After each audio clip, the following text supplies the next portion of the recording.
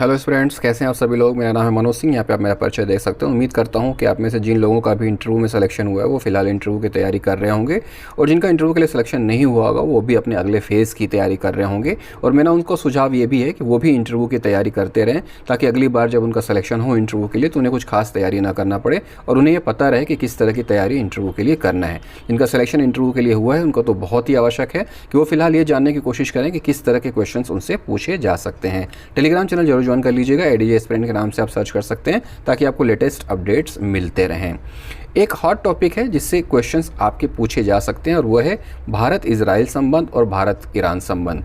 ये मैं क्यों बोल रहा हूँ, क्योंकि फ़िलहाल इजराइल और ईरान के बीच एक युद्ध छिड़ा हुआ है और इन दोनों से ही भारत के अच्छे रिलेशन है, दोनों से ही भारत का व्यापार होता है। तो ऐसे में इजराइल और ईरान आपस में लड़ रहे हैं तो कहीं ना कहीं उसका असर भारत में देखने को मिल रहा है। हाल ही में आपने देखा कि जैसे ही ईरान ने मिसाइलें दागी इजराइल के ऊपर, भारत का जो शेयर मार्केट था वो नीचे गिर गया था। उसका सीधा सा अर्थ ये है कि इन दोनों के युद्ध से भारत पे भी प्रभाव पड़ रहा है।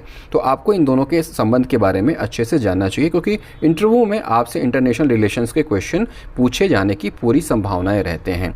तो फिलहाल अगर हम भारत और इजराइल के संबंध को देखें तो ज़्यादातर व्यापार के संबंध में ही बातचीत होती है, और यहाँ पे हम ये देख रहे हैं कि 1992 से ही भारत और इजराइल के राजनयिक संबंध हैं।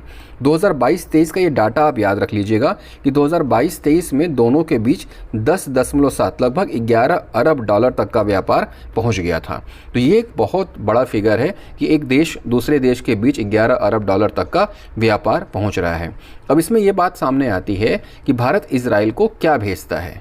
ठीक है, तो भारत इजराइल को क्या भेजता है, उसमें डीजल शामिल है, हीरे शामिल हैं, विमानन टरबाइन ईंधन शामिल है, रडार उपकरण, बासमती चावल, टी शर्ट और गेहूं शामिल है, जो भारत इजराइल को भेजता है। और अगर हम ये बात करें तो भारत इजराइल से क्या लेता है, तो भारत इजराइल से अंतरिक्ष के उपकरण, potassium chloride, mechanical alliance, thrust के टर्बोजेट और प्रिंटेड सर्किट जैसी वस्तुएं लेता है। इसके अलावा बहुत बड़ा हथियार भी सप्लायर है इजराइल, तो भारत इजराइल से हथियारों की भी सप्लाई लेता है। जो एक आयरन डोम इजराइल में चलता है कि बाहर से जो मिसाइलें इजराइल पे मारी जाती हैं तो वो आयरन डोम उनकी रक्षा करता है, वही आयरन डोम भारत ने भी इजराइल से लेने की बात करी है, ताकि इस तरह की बात कभी भारत के साथ आए तो वो भी अपनी रक्षा खुद कर सके। तो भारत और इजराइल आपस में बहुत ही अच्छे रिलेशंस रखते हैं और इन दोनों के बीच लगभग 11 अरब डॉलर का व्यापार है, जिनकी वजह से इनके संबंधों की और प्रगाढ़ता देखी जा सकती है। लिहाजा अगर इजराइल किसी परेशानी में फंसता है तो भारत और इजराइल का ये जो व्यापार है ये गिरेगा, और इससे गिरने से भारत की जो आर्थिक स्थिति है उस पर भी फर्क पड़ेगा।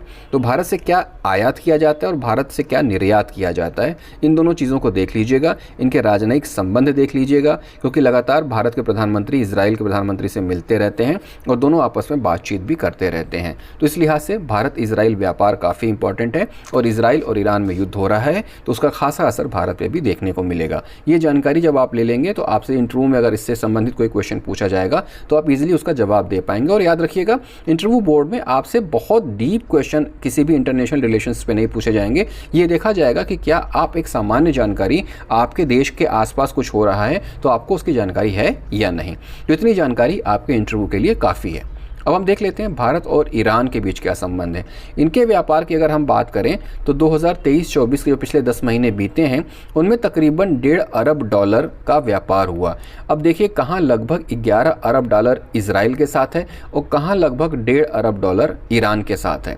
इसका मतलब ये नहीं कि इजराइल भारत के लिए प्रमुख हो जाएगा क्योंकि वो 10 गुना ज़्यादा व्यापार भारत को दे रहा है, बल्कि दोनों ही देश भारत के लिए सामयिक दृष्टि से काफ़ी महत्वपूर्ण है, और इसीलिए भारत हमेशा से शांति का पक्षधर रहा है और दोनों देशों के बीच वो अच्छे संबंध बना के रखने की कोशिश कर रहा है। अब हम देखें कि भारत और ईरान के बीच जो संबंध है उसमें भारत ईरान को भेजता क्या है। तो ईरान को क्या भेजता है, वो मुख्य रूप से कृषि और पशुधन उपकरणों को भेजता है ईरान को, जिसमें मीट, स्किल मीट, छाछ, घी, प्याज, लहसुन और डिब्बा बंद सब्जियां शामिल हैं। 2022-23 में जो व्यापार था वो तकरीबन 2.3 अरब डॉलर के बीच था। 23-24 में जो 10 महीने बीते हैं उसमें लगभग 1.5 अरब डॉलर का व्यापार है, यानी कि साल खत्म होते होते ये भी 2.5 अरब डॉलर के आसपास पहुंच जाएगा। फिर भी $2.5 अरब और लगभग $11 अरब दोनों में काफ़ी डिफरेंस है। इस लिहाज से दोनों ही देश महत्वपूर्ण है और भारत अपना व्यापार ज़्यादा से ज़्यादा बढ़ाना चाहता है, क्योंकि ज़्यादा से ज़्यादा भारत जब निर्यात करेगा चीज़ों को तो भारत का व्यापार बढ़ेगा और भारत आर्थिक दृष्टि से लगातार सक्षम होता चला जाएगा। अब हम बात करते हैं कि भारत ईरान से लेता क्या है। तो भारत ईरान से methyl alcohol, petroleum bitumen, liquefied butane, सेब, खजूर और बादाम लेता है।